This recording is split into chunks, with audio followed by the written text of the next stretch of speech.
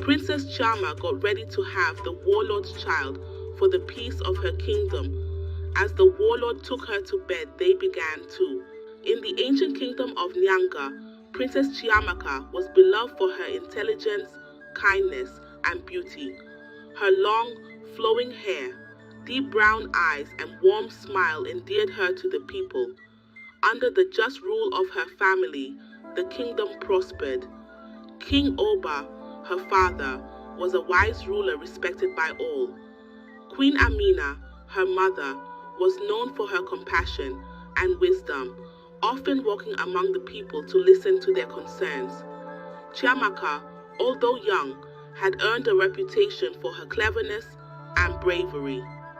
She attended council meetings with her father and learned the art of diplomacy from her mother. Life in Nyanga was idyllic, but tension loomed with the neighboring kingdom ruled by the ruthless King Badu, known for his ambition and brutality. Despite King Oba's efforts to maintain peace, the threat of war was ever present. As Chiamaka gazed over the kingdom from the palace balcony, she felt a sense of foreboding. She knew the peace they enjoyed was fragile, and that she might soon have to step up to protect her people. Little did she know how soon that time would come. One fateful day, the tranquility of Nyanga was shattered. King Badu's army launched a surprise attack, capturing several villages on the outskirts of the kingdom and advancing rapidly towards the royal city. The once peaceful streets were now filled with fear and uncertainty as news of the invasion spread. King Oba convened an emergency council meeting. The room was tense, filled with the worried faces of advisors and generals. The king's usual calm demeanor was strained as he considered the best course of action. Chiamaka sat by his side, her heart heavy with the realization of the dire situation. King Oba knew that a full-scale war would bring unimaginable suffering to his people. He decided to seek a truce, hoping to avoid further bloodshed. Messengers were sent to King Badu's camp under a white flag of peace, carrying Oba's plea for negotiations. After 10 hours of waiting, a reply came. King Badu's terms were harsh and shocking. He demanded that Princess Chiamaka become his consort in exchange for peace. The council erupted in outrage, but King Oba's face turned ashen. He knew the gravity of the decision before him. Chiamaka, this decision weighs heavily on my heart, but if it means saving our people, I must ask you to make this sacrifice. Princess Chiamaka, Father, I understand the burden you carry. I will go. Our people must come first. Princess Chiamaka, though filled with dread, agreed to King Badu's demand to save her family and kingdom. She steeled herself for the journey, knowing that her life was about to change forever. As she prepared to leave, the people of Nyanga gathered to bid her farewell, their eyes filled with gratitude and sorrow. With a heavy heart, Chiamaka set out for King Badu's palace, determined to protect her people, no matter the cost. The journey was fraught with danger, but she remained resolute, her mind already planning how she might use her wit and courage to turn this dire situation to her advantage. Princess Chiamaka arrived at King Badu's palace, a grand but foreboding structure made of dark stone and iron. The air was thick with tension, and the courtiers eyed her with a mix of curiosity and suspicion. Chiamaka was escorted to her quarters, a lavish but cold room that felt more like a gilded cage than a sanctuary. Determined to protect her people, Chiamaka quickly began to observe and learn. She used her wit and charm to gain King Badu's favor, all the while searching for any weaknesses in his regime. King Badu, taken by her beauty and intelligence, gradually allowed her closer to his inner circle. However, the more Chiamaka learned about his plans, the more she realized the extent of his cruelty and ambition. King Badu was a complex man, In private, he could be surprisingly gentle and attentive, showering Chiamaka with gifts and compliments. He enjoyed their conversations, appreciating her sharp mind and insights. Chiamaka, in turn, played her role perfectly, pretending to be enchanted by him. Yet, every kind word and lavish gift only fueled her determination to bring him down. Despite his outward charm, King Badu's true nature was revealed in his ruthless actions. He ruled through fear, meting out harsh punishments to any who opposed him. Chiamaka witnessed his cruelty firsthand, from the public executions of dissenters to the way he manipulated and controlled his court. Each act of brutality stilled her resolve to undermine him.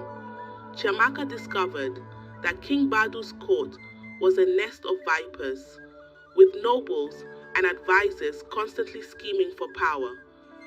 She carefully navigated these treacherous waters, befriending those who seemed dissatisfied with Badu's rule. Among them was Duro, a seasoned warrior disillusioned by Badu's ruthlessness, and Adaeze, a noble woman who secretly yearned for peace. Your Highness, many of us tire of Badu's tyranny, but to oppose him openly is to invite death. Duro, there may be another way. We must be patient and strategic. Back in Nyanga, King Oba and his council received Chiamaka's secret messages, detailing Badu's plans and the dissent within his court. They began to plot a rebellion, using the information she provided to form alliances and prepare for a future uprising. Chiamaka's relationship with King Badu grew more complex as time passed. He confided in her, revealing his dream of a vast empire and his disdain for weakness. He believed Chiamaka shared his vision, unaware of her true intentions. Chiamaka played her part well, feigning admiration while secretly despising him, all while Badu was none the wiser.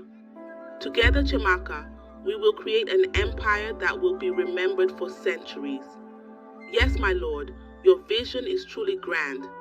During this period, Chiamaka realized she needed to solidify her position and alleviate any growing suspicions Badu might have. As Princess Chiamaka navigated the treacherous intrigues of King Badu's court, she began to realize that not everyone supported his ruthless methods. Beneath the surface, there was a simmering discontent among the nobles and soldiers who longed for peace and justice. Chiamaka's astute observations and genuine kindness began to win over those who were dissatisfied with Badu's tyranny. One night, during a lavish banquet, Chiamaka found herself seated next to Adaeze, a noble woman known for her quiet demeanor.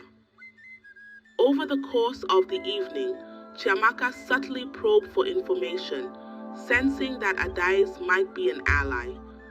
Their conversation was cautious, but a mutual understanding began to form. In the following weeks, Chiamaka deepened her relationships with those in the court who harbored grievances against King Badu. Duro, the disillusioned warrior, became one of her most trusted confidants. In secret meetings, Chiamaka, Duro, and Adaeze discussed the possibility of Reby's rebellion and how they might overthrow Badu's regime. However, as Chiamaka's efforts progressed, she noticed King Badu's growing suspicion. Despite his outward affection, he began to question her interactions with the nobles and servants. His control tightened as he noticed the increasing camaraderie between her and the palace staff, particularly those known for their dissatisfaction with his rule. King Badu's suspicions were further fueled by a series of small incidents. One day, he overheard Chiamaka speaking in hushed tones with Duro and Adaeze. Though their conversation was innocent, his paranoia twisted it into something sinister. Another time, a servant reported seeing Chiamaka receiving a secretive letter, which was actually a message from her father, King Oba, updating her on the rebellion's progress. Chiamaka, I noticed you have grown quite close to some of the nobles and soldiers. "What are you discussing with them?" King Badu said, "Only matters of the court, my lord. They seek my counsel on various issues." Princess Chiamaka replied, "Be careful, Chiamaka. Not everyone can be trusted. Betrayal often comes from those closest to us." King Badu responded. His paranoia culminated when he found a hidden compartment in Chiamaka's quarters, containing letters from Nyanga. Although the letters were carefully written to avoid suspicion, Badu's mind raced with thoughts of conspiracy and treachery. He began to question Chiamaka's loyalty and the true nature of their relationship. And one day, King Badu asked, "Chiamaka, what are these letters from Nyanga? Why are you corresponding secretly with your father?" "My lord, they are simply updates on my family's well-being. I did not wish to trouble you with these personal matters." Princess Chiamaka replied, "I will not tolerate secrets, Chiamaka. Remember, your loyalty lies with me now." King Badu said, realizing that Badu's suspicions were growing dangerously, Chiamaka decided to take a bold step to throw him off the trail. She decided to suggest having a child, knowing it would make Badu trust her more and secure her place in his inner circle. This decision was not made lightly, but Chiamaka knew it was necessary to protect her people and buy more time to execute her plans. One evening, Chiamaka approached Badu with a look of determination. "My lord, I have been thinking about our future. To truly unite our kingdoms, perhaps we should consider an heir, a child to carry on your legacy and our shared vision," she said. King Badu, "You speak wisely, Chiamaka. An heir would indeed cement our legacy and bond. I am pleased by your suggestion," King Badu replied. He was delighted by the idea, saw it as a sign of Chiamaka's loyalty and commitment. His suspicions eased, and he grew even more affectionate and trusting of her. This decision further embedded Chiamaka in his inner circle, allowing her greater access to his plans and movements. Despite her internal turmoil, Chiamaka did not waver. She continued to gather intelligence and relay information back to her father, King Oba. In Nyanga, the council used Chiamaka's insights to build alliances and prepare for an uprising. The people of Nyanga, unaware of the specifics, sensed the growing tension and prepared themselves for the coming conflict. Back in Badu's palace, Chiamaka's pregnancy began to show. King Badu, proud of the impending birth, grew even more affectionate and trusting of her. This development allowed Chiamaka greater access to his plans and movements, but it also increased the stakes. She had to tread carefully, knowing that any misstep could endanger not just her life, but the life of her unborn child. However, as Chiamaka's pregnancy progressed, King Badu's paranoia began to surface again, and his ruthlessness shone through one evening when he learned of a rumor that a servant had spoken ill of Chiamaka and their unborn child. In a fit of rage, Badu ordered the servant's entire family to be executed as a warning to others. "No one disrespects my heir. Let this be a lesson to all who dare to speak against us. My lord, please show mercy. Punishing the innocent will only breed more hatred." "Silence. I will not tolerate weakness or dissent. This is how we maintain control." Chiamaka was horrified by his brutality. She realized that Badu's love for their child was twisted by his obsession with power and control. This incident solidified her resolve to end his reign. She knew that bringing down King Badu was not only necessary for her people, but also for the safety and future of her unborn child. One night, as Chiamaka lay awake, contemplating her next move, she was visited by Duro and Adaeze. They had news that could alter the course of her decision. Duro said to Chiamaka, "Your Highness, the people of Nyanga are growing restless. King Oba's preparations for rebellion are almost complete, but he needs your guidance." Adaisi backed this up, saying, "If you stay here, the danger grows by the day. But if you leave now, you risk everything you've worked for." Chiamaka knew that leaving the palace would mean abandoning the strategic advantage she had gained. Her pregnancy had successfully diverted Badu's suspicions for the time being, but his growing ruthlessness and paranoia meant that it was only a matter of time before he turned on her again. In a moment of clarity, Chiamaka decided that the best course of action was to stay and continue her mission from within. She knew that the information she could gather from Badu's inner circle was invaluable to the rebellion. However, she also realized she needed a plan to protect herself and her unborn child. Princess Chiamaka replied, "I will stay. The knowledge and alliances I formed here are too crucial to abandon, but we must be prepared for the worst. Duro, Adaize, we need to ensure an escape route for me and my child, should the need arise." Duro and Adaize agreed, and together they devised a plan to smuggle Chiamaka out of the palace if her situation became untenable. They identified loyalists within Badu's ranks who could assist them and established a network of safe houses along the route to Nyanga. As Chiamaka continued to play her part, she used her position to sow seeds of discord within the palace. She subtly encouraged dissent among the nobles and soldiers, making them question Badu's increasingly erratic decisions.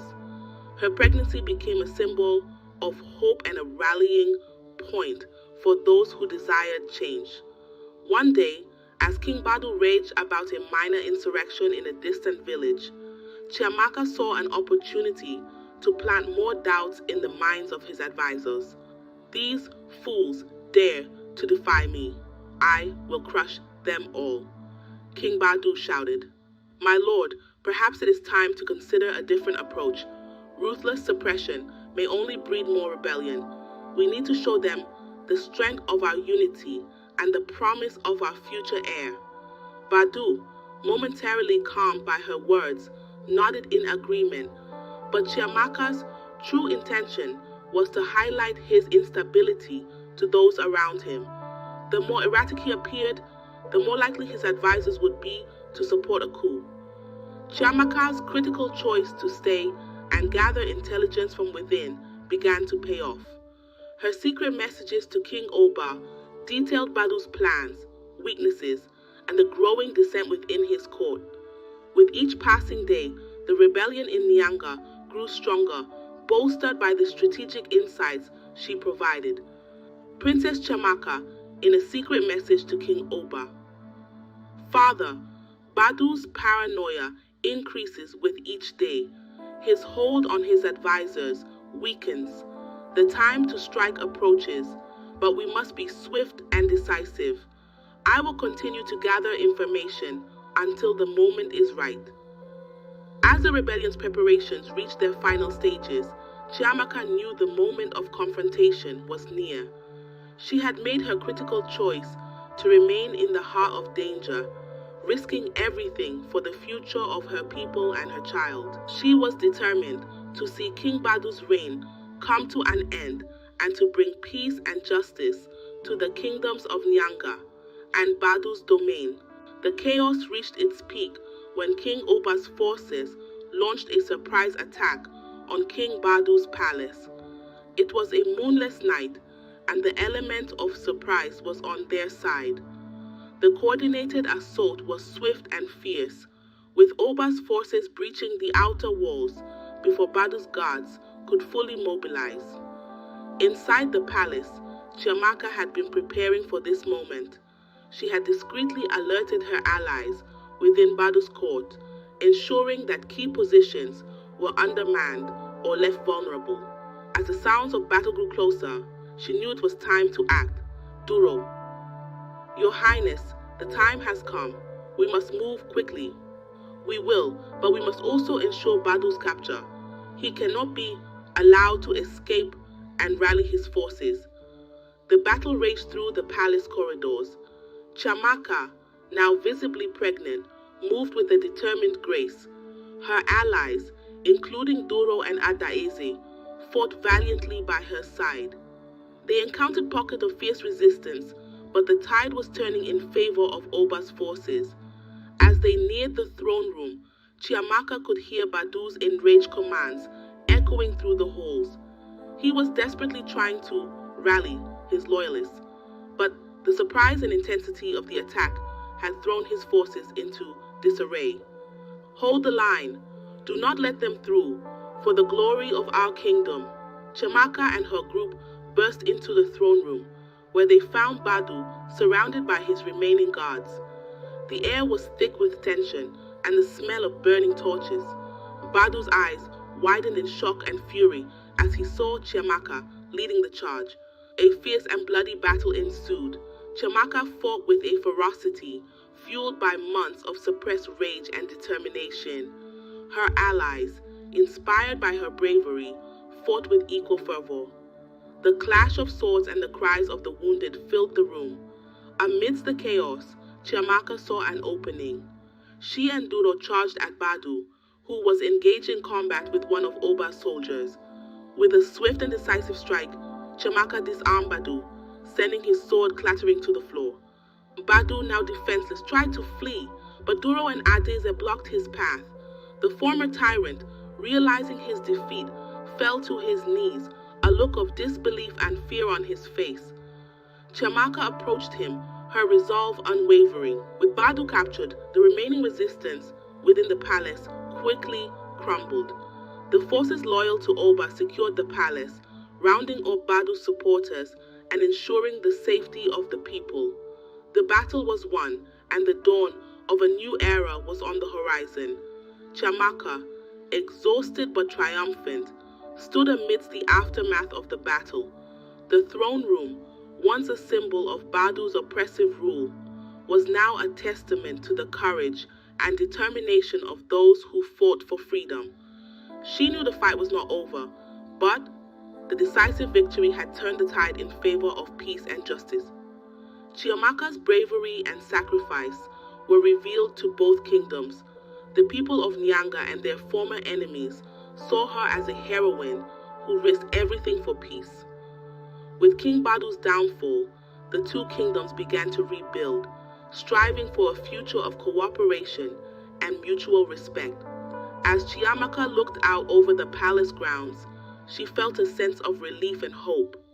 She had faced her critical choice and emerged victorious, not just for herself, but for her unborn child and the future of both kingdoms.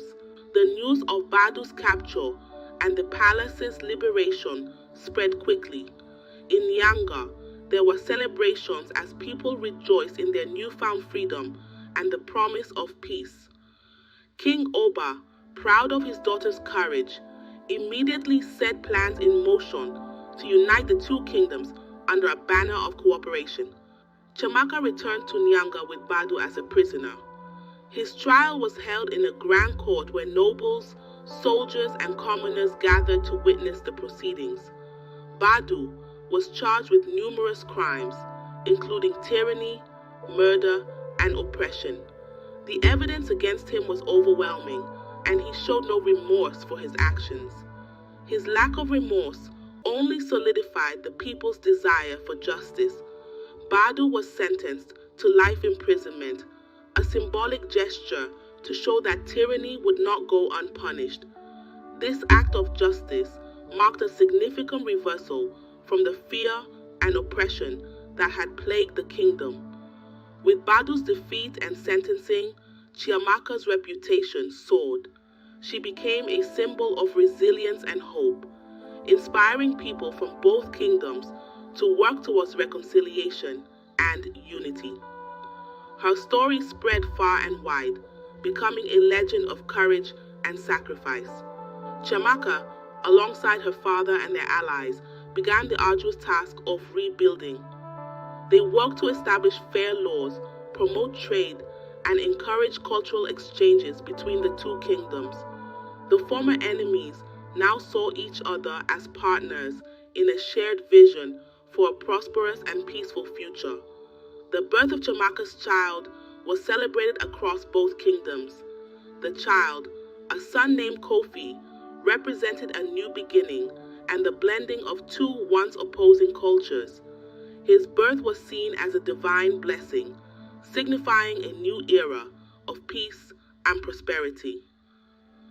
Princess Chiama's story is a powerful tale of courage, sacrifice, and resilience.